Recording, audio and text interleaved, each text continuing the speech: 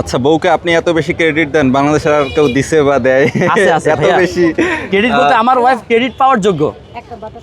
খাবেন এখানে? কারণ ও যে কাজগুলো করে ভাইয়া, এগুলো কিন্তু অনেক অনেক কষ্টের কাজ। একটা কেক কিন্তু বললেই হয়ে যায় না, সময় লাগে। হ্যাঁ, আসলে গত 2 দিন আগেও হচ্ছে গিয়ে মানে নাকে চলে আসছে এখানে। কারণ আমার দ্বারা তো একা হয় না ভাইয়া, এত মানুষ এত কাস্টমার হ্যান্ডেল করা আমার পক্ষে একা সম্ভব হয় না। আমার কোনো স্টাফও নাই যে আমি কাউকে নিয়ে আসবো।